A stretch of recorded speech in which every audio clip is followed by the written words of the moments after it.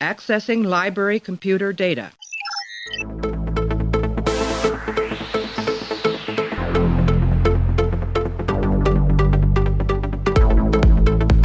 And to make sure history never forgets the name Enterprise. Hey everybody, welcome to the Penske Podcast. If you haven't tuned in before, this is a podcast where we are running through all 178 episodes of Star Trek The Next Generation, giving our thoughts and feelings about each and every one. Right now we're up to episode 25 of Season 3, the penultimate episode of Season 3. It's called Transfigurations. This episode was directed by Tom Benko, written by Renee Echevarria, and it aired back on June 17th, 1990. This is the episode where the Enterprise discovers a crashed escape pod with a guy who has amnesia. They call him John Doe, and he starts showing off some developing superpowers that he's got, and he also shows off his hot bod where he's wearing a white spandex outfit. Anyway, we're going to be joined by Modi Operandus to talk about this one, and right after this break, me and Modi are going to go deep on Transfigurations. Limb fusion appears to be successful, Doctor. Tissue oxygenation is within norms. That's all we can do for now. We won't be able to test neuromuscular function for a few days. Ah, Geordi. Can I go now, Doc? No need to keep you here. Your bioscan came out negative. Could have told you that. I feel great. How's your patient? I never thought he'd make it this far. There was major trauma to his head and chest cavity, massive plasma loss, and severe damage to most of his organs. What are his chances? I believe he's going to live. I'm afraid I can't take the credit for it, though. His body seems to have amazing recuperative powers. The damaged tissue seems to be repairing itself at a phenomenal rate. There's one thing that troubles me, though. What's that? Take a look at this. Cell regeneration. Yes. The thing is, it has nothing to do with the injuries. These are undamaged cells that seem to be mutating. Do you have a theory as to the cause? No. I've never seen anything like it in my life. There is a possibility that it's part of his natural healing process. I hope it is, because there's nothing I can do to stop it. Hey everybody, welcome back. We're going to talk about Transfigurations. That is episode 25 of Season 3. I'm joined by Modi Operandus. Modi, how are you? I am good, aside from the child screaming in the background. Yeah, his cry probably sums up my emotions about Transfigurations, I think. So I'm not neglecting a child, by the way. My wife is home. It's not a problem. He's locked in the closet. He's fine. I can safely podcast without social services being called. It's fine. He'll be all right. But anyway... Yeah, we're here to talk about Transfigurations, which is, as I said, the 25th episode of the third season of Star Trek The Next Generation. Modi, how are you? I am great. That's good. What are your general thoughts about Transfigurations? It's got some problems. Yeah, it's got some problems. Let's start there, I suppose. Just start there. I think all I need to say is it's the 25th episode of this third season. We can call it a day. They needed one more, basically. They needed to add finish it out. Well, I mean, we're going into Best of Both Worlds after this, so they need to take a breather, I'd assume. They needed a gap, the only explanation, which is funny because I always remembered liking this episode, and it's really not very good. So why do you think I liked it when I was younger? I don't know. I couldn't tell you. Do you think it's just his... It's got a good O'Brien scene in it. It does. Where he breaks his arm. That might be the best part. And that becomes a recurring thing of his dislocating his shoulder while kayaking. He's great. It might be the testicle-hugging white spandex suit that John Doe is wearing, which is extremely pleasant. God. Yeah. Very unpleasant. The onesie. Not a good look. Not a good look. Now that I'm watching these on Blu-ray, just another plug for the Blu-rays. If anyone loves this series and you don't have the Blu-rays, I highly recommend it. Even though we're moving into a streaming technology world where the physical media is unnecessary. Anyway, but you get those great promos I heard about, which is worth the money, I think. It really is. It's so awesome to watch the episode promo before the episode, and how few of them actually line up with what the episode is about. This one actually did. which is fascinating, I suppose that means anything. The Blu-rays really highlight the fact that when he becomes a pure energy being at the end, he is just a dude wearing a like spandex head to toe. It's a spandex onesie suit from. It features prominently on It's Always Sunny in Philadelphia as the Green Man. Yep. It's that suit basically. The material is like bunching up on the back of his neck, and you can see it in the high definition resolution, and it's just like, this is really silly. God. Oh my God, yeah, that's so bad. In the standard definition, I like the idea of that kind of character, of like a energy being, but the representation of it is just so laughable that it just loses all effect. Why couldn't they just make him the little thing that he is at the very end, where he's just like a ball of keep energy? Him that. Yeah. Why does he become a person? To have some type of body. And my other problem is that it's a small thing, but that they made him talk through the mask. Yes. They could just, ADR that afterwards, and not make him a mouth and a jaw. Yes. If he's an energy being, why does he need a jaw? Right. You can see his jaw moving, so it's like, it's frustrating. It's so silly. But anyway, let's get into the plot about this. So when the Enterprise discovers a crashed escape pod, there's one survivor. They nickname him John Doe. They're unfamiliar with what he is. He starts to get better, and he's Dr. Crusher cares for him. This is really a Crusher episode, which is probably the first Crusher episode. Oh yeah, that's true. I season. Didn't even think about that. It is a Crusher episode. Yeah, continuing her streak of winter episodes. And John Doe starts to develop these special powers where he can heal people just by touching them, and he starts to have these pained attacks where he sort of starts to glow and goes into a lot of pain. He has amnesia, which is important to mention, and he can't remember where he came from or what's going on with him. He has the medical diagnosis of extremely convenient narrative amnesia. And after that, he helps people. He touches them. Geordi gets shot in the head by some of his energy and becomes a ladies' man. And then he kills Worf, which this episode... He literally dies. This is the episode where Worf dies. He brings Worf back to life, and then he meets the species that he came from, who have the convenient ability to threaten the Enterprise. And he explains that he is of this species, and his species is undergoing an evolution where they're becoming beings of pure energy, and the people who aren't this way back on his home planet are very fearful of them, so they're persecuting them and they're killing them.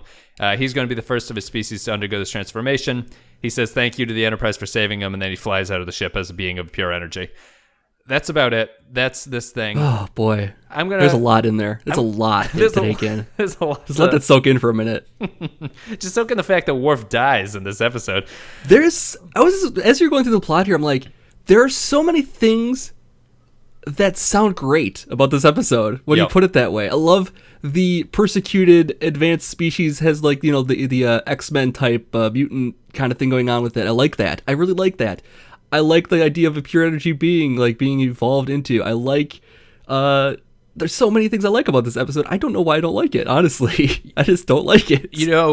Our previous episode, you've sort of spurred me into, I think what the biggest problem here is. Our previous episode was Sarek, and you had mentioned that the emotionality and the sort of character work of that episode, which we both loved, is very different from the first and second season.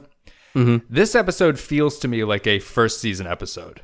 In the fact that I don't know what the theme is that they're trying to focus on, because it changes every 5 minutes about what the episode is trying to tell me. Yeah.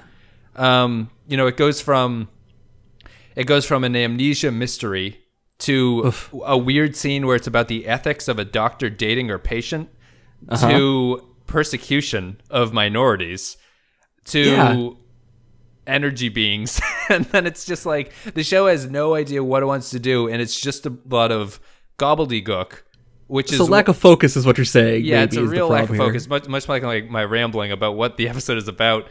It's a real, and that's very much a season 1 issue. Where any one of these topics on their own probably could make for a decent episode, I feel like, maybe. Right. But you put it like it's less than the sum of its parts kind of thing, maybe. I feel like it's almost at the writer's room. This is the 25th episode, as we said many, many, many times. I feel like they just took the scraps of what other plot lines they couldn't fit into other stories and were just like, fuck it, just combine them into this Exactly, yeah. Who has an idea that didn't get it on paper here yet? Okay, let's throw it all in there. Right, yeah, we need to... We haven't done it yet. No new ideas, just all the recycled ones from before that we didn't use, that weren't good enough before, and now we'll see why. Bill, this is the perfect time for your Worf dies episode. We're gonna stick that one in. We're gonna fit that in here. That'll be perfect. Yeah, no wrong answers. I guess it becomes a running thing that Worf breaks his back in Star Trek. Like that is... He's destined to like Final Destination style. He's going to be haunted by this thing that's supposed to kill him. It doesn't. It's He's gonna break come his back back to many him. times. Come to more here. I hope he breaks his back on Deep Space Nine. I don't remember if he does, but that would be a fitting little callback. So that's my major issue here. This episode, I think, does not a lot of good stuff. It does not a lot right. It continues the weird Geordi subplot where he's bad with women. Yeah, I thought this was a Geordi episode at first. Yep. But it's a Geordi Crusher episode. It's like the worst combination probably. It is. Of two kinds of episodes you could have. Geordi's in the teaser, and I feel like this episode, like if you wanted to get stereotypical, this is an episode written by like a Star Trek nerd. Like how it treats relationships are like very like of the movies almost. Like it's not a real, like when he gets his confidence and he's talking to that woman that he wants to hit on, and she's like Geordi, you want to go to the Arboretum? He's like, there's a lot about me you don't know, and then just like grabs her by the arm and walks out. It's like, what the fuck? Why did he become such a? Why is he just such a douchebag? It's not like he has confidence. He becomes like a douchebag. It's annoying confidence. Yeah. Although I will say the best scene in this is Worf getting pissed off that Data and Geordi are talking about that device, which it's drinking. Well, they're drinking. Or it's the doll. Oh god, that's great. Yeah, Worf's got a lot of strong points in this one actually. Yeah, less than dying, I suppose. Yeah, except for his back. That fall looks terrible. Also, that stunt is horrible. The way he just kind of like leaps, like arm stretched out, leg bent. He just leaps off the belt. It looks terrible. So I wanted to. We're going to be all over the place with this episode because this episode is all over the place. But I wanted you to remind me of the turbo lift we talked about in Sarek. Why does Worf need to leave the room to go to a turbo lift to get up to that control panel? Doesn't that seem like terrible design? When they can also, they've proven in the past that they can bring the controls to the bridge of things. Right. Like they can access engineering from the bridge without going down there. And you go down there for hardware and that kind of thing. I mean, that's pretty much it. Why would you travel anywhere on this ship for something like that? I have no idea. I don't understand why he's in the shuttle bay and the controls are way up on the thing. I kind of like that set of having the controls up there. But Worf has to leave the shuttle bay, go out into the hallway, and get on a turbo lift. It's a bad plan. Yeah, exactly. Why isn't there a ladder or something to climb? Right. Why isn't there a ladder to get up, or like some kind of like video game like launching teleporter or something, just like launches you up onto the thing? Why are the controls only on the top floor there? There should be controls down below too for this exact situation of it opening when you don't want it to open. Exactly, and it's not like no failsafe here. He's not in a sealed environment, like as if the door opens and all the space gets sucked, like all the air gets sucked out. You know what I mean? He's just up there in a very inconvenient place, just so that Worf can break his back. Yeah, basically it. You're right. I feel that's they need to throw him off something. This one just it's like I saw all the strings being pulled in this one. Sure. Yeah.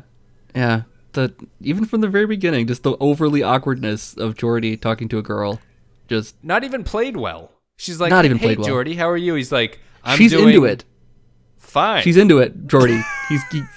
She's into you already. You don't have to do anything else. This is obvious to any human being on the planet. So stop being stupid. She's not even like, Geordi, we need to talk about the relationship. She's literally asking him how his day is going, and he's incapable of answering. It's fine. Why are you on my case? Just back off.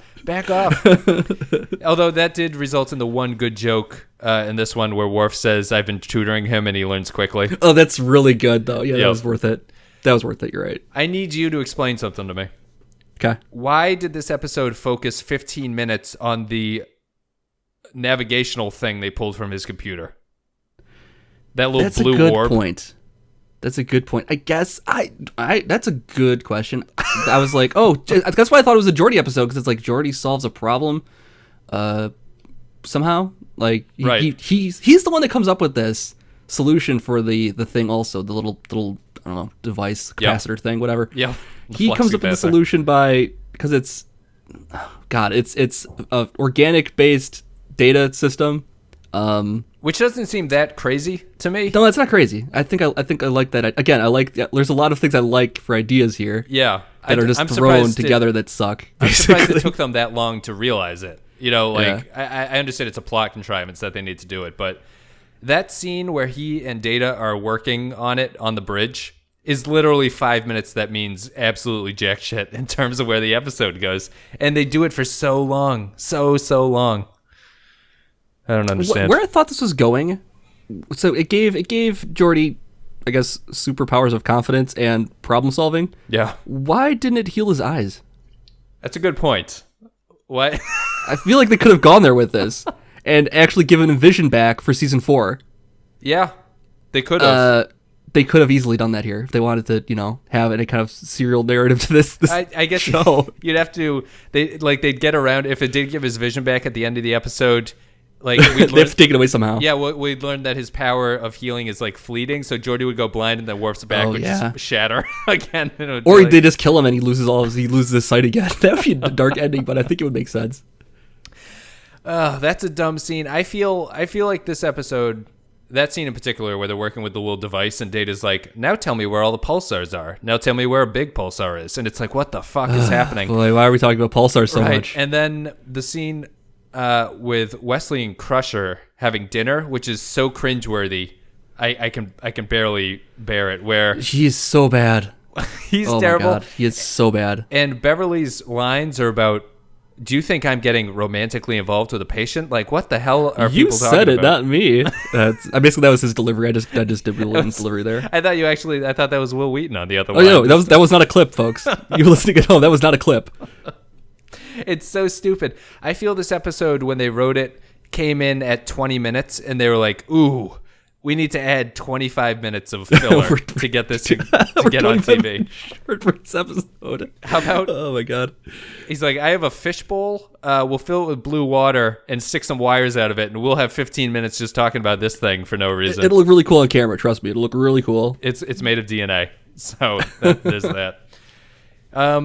Yeah. I think it's just...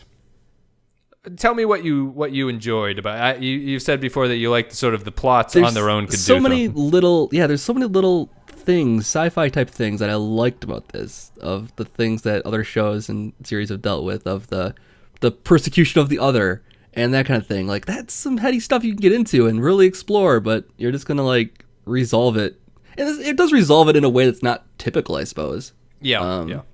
But Another. You just remind me. Another way that this is like a season 1 or 2 episode.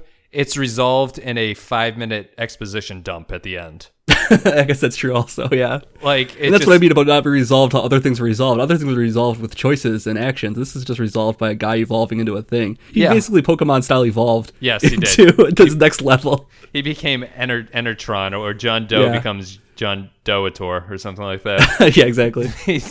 I think it's interesting that the bad guy, the Captain Sunad, or whatever his name is, never actually tells us what John Doe's real name is. That's true too. Like, they should have just addressed him as something. Yeah, I don't know. I don't know what that was all about. Maybe his real name is John Doe. They perfectly nailed it. Yeah. I feel, I don't know, if you were going to go somewhere with this story, maybe have his healing powers do something. Like, his healing powers are shown to be pure goodness. Like, there's no downside to them. No side effects. Yeah. So I could understand if, what he's becoming is somehow harmful to people, and that's why he's trying to leave the ship, and that's why these guys are trying to kill him so that he doesn't hurt other people or something. Yeah. It seemed like, his powers did harm Worf, though, at some point. So they're not pure good. Oh, yeah. He couldn't control it, and it did knock Worf off of a ledge, if it has that power. I thought they were going with that. It's like, okay, my powers are unstable. I need to get away from you guys. X-Men style kind of thing. But it doesn't. Yeah, like you said, why? Okay, so the I guess the contrivance here is that the society that he's leaving has been persecuting his people because they're starting to evolve. They actually don't know what's going to happen when they get there. They just see their people are mutating and don't want to lose power, kind of thing. Yes. Yep. I get it, I guess, but I don't know. It doesn't seem like this is the only person that ever got away from the government to actually allow this to happen. Here. Yeah, you'd think someone would just go into like a cabin in the woods or something and see what's going on. Yeah, I don't think it really holds up to much scrutiny, unfortunately. And the guy sees what this guy can do and says, "Don't touch me," kind of thing. Like, that's right. Okay, fine. I don't. You could become this guy. You understand that you would still be in power. You would still be the authority if you became equal to him. You would still have all the power then. Like, why not just do that then? He seems to have no intent on overthrowing the government. Right. He just wants to share the power and let them all ascend to the higher level. And you can still be in power if you want to. Maybe the power won't exist anymore, and he's worried about that. Yeah. I guess. Yeah. I don't know. If you seem like you're going to become immortal, why wouldn't you want that? Yeah. I totally agree with everything you just said, and it's like, is this episode even about a relationship between Crusher and him? The episode seems to want to tell me it is, but I see no reason. Because that doesn't get resolved. Like he becomes an energy being. Is like, okay, well, our worlds are too different now. We can never be apart together. There's never a moment like that. No, it's like no. It's like I just wasn't that into you, kind of thing. It seems like she's way more into him than he is into her. He seems just happy to be like walking around the ship and being like shown where things are. He owes the gratitude to her basically, and then maybe that's what she's mistaking for affection or something like that. I don't know. Maybe, yeah. He's like I owe her my life and that kind of thing. So he has like a respect and like understands that he wouldn't be alive without her kind of thing. So maybe there's that, but like, that's the only thing I could come up with. The why that doesn't resolve is that there's nothing to resolve there. Right. He doesn't get it. Maybe his ascension has removed all like emotional attachment to things. I mean, there isn't like a moment where they're like talking about where's this thing going? Like, kind of thing. Or do you want to stay on the ship kind of thing? Like, there's nothing like that. Yeah, she just has it with Wesley in a weird, cringy scene. A lot of cringiness in this. When Riker walks in on Geordi making out in the turbo lift, that was unnecessary. That's yep. and I didn't like her her hello to Riker. Seems like this ensign, whatever her name is, really gets around. She was. I was thinking that there's like, oh man, you're hitting that too, huh? Yeah, there's a lot of that was a sexually loaded. She's like, hello, Commander. Hey again. Nice to see you again. And then Riker just walks in and stares at Geordi for 5 minutes as they ride the turbo lift together. It was just I think that's the subtext. Maybe Frakes put that subtext into his performance. Maybe. Yep. That he, this is a past thing of his. Maybe because it's not addressed in the show, but I get that sense from it from somewhere, and I think it's coming from Frakes' performance. Maybe. Yeah.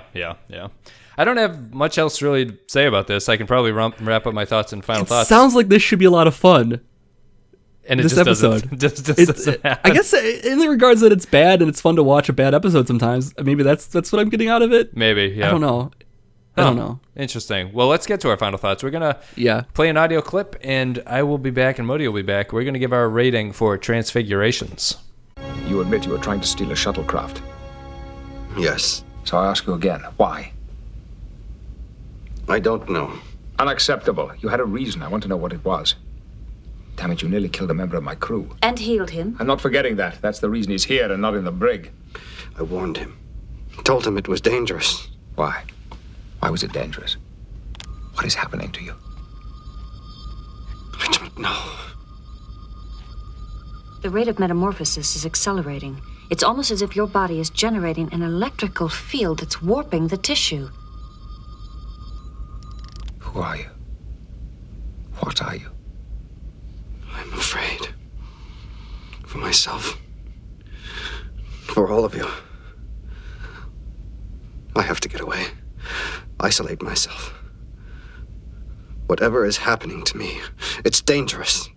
As Lieutenant Worf discovered. I don't want to hurt anyone.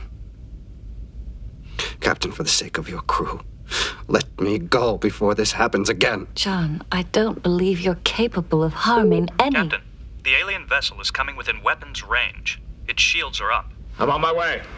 I want him kept under constant surveillance. So, Modi, Transfigurations. We just watched Yeah. it. Our rating scale is 1 to 5. 1 is truly terrible. 5 is an all-time classic. Where are you going to put Transfigurations? All right. Energy beings. Worf dies. Is brought back to life. Weird persecuted race on the run from authority, trying to help his people succumb and overcome their current forms. Yep. I'll give it a 2. It sounds so good. It sounds like it's a great episode. It's a very, very generous 2. I was thinking this one's a 2.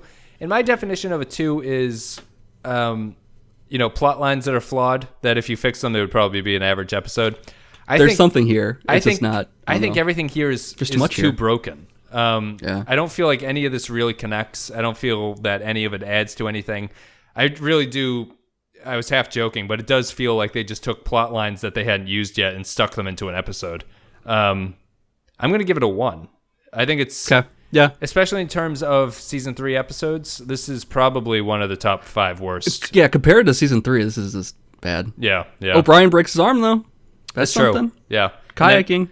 And then Wesley comes in. Is this the first time he's worn the uniform that I can remember? Is this the first time he's worn that haircut? It might be. I don't remember the haircut. I don't remember. It looks a little more professional now, but it doesn't act it. No, and he's. I mean, he thinks he's hot shit because he's an acting ensign, and O'Brien is a. What's the? I can't think of the term when you don't have any rank. He's an unenlisted worker. So Wesley just slaps him on his dislocated shoulder and causes him great pain because he can. Which also, the healing of a dislocated shoulder does not look like touching it with the energy thing, because that doesn't make it. That itself does not make any sense to me. Right, how he got the bone back into place just by touching it. Right, to physically pop back into place or something. It's a very physical injury. I know all injuries are physical, but it's the most mechanical of injuries a human body can sustain. Right, and he heals it through magic. It just doesn't make a lot of sense to me. It's like O'Brien's leg got amputated or something, and he just touched the stump, and his leg just flew back onto it. It's this doesn't make any sense. I don't understand how this healing works. Even just a sprain. I mean, a dislocated shoulder has the same effect as a sprain on camera. Yep. For the most part. So just make it that. Right. Instead of making this very, in my opinion, mechanical injury of the human body. Right. That you'd have to actually physically solve through see magic. Yes. Oh boy. Oh, yeah, John Doe. A lot of problems here. I think the writer should have given himself a pseudonym of John Doe. They could have called this. They called it Transfigurations because it's at the very end, I guess, because he transfigures. It could have just been called John Doe. Yes. That would have been a good title. Yep. Go John, with that, guys. Just John. John Doe. And this was written by Renee Echevarria, who is going to become a big writer. He wrote The Offspring before this one, so this is kind of a weird one for him anyway. Yeah, I'm going to give it a 1. Modi's going to give it a 2. I think that's it. That wraps up that one. So thank you guys for listening. If you enjoyed the content, you're on YouTube, a like and a comment's appreciated. If you're on iTunes, rating, review helps the show get out there. Modi, thanks for coming back on. Thank you for having me. This is going to be your final season 3 episode. So congratulations and thank you very much for helping out the entire year anytime. that I've been doing this. Anytime. Yeah. And any final thoughts for season 3? Can you just give a sentence or two what you think? Season 3 is getting back on track. Yeah. That's the tagline. It's on the going places. Season 3, going places. Unlike Transfigurations, unfortunately. Guys, thank you very much. Missteps. And I'm going to be back with Best of Both Worlds. Best of Both Worlds is here, the first 2-parter. And then we're wrapping up season 3 right after that. So thank you guys for listening. I will see you later.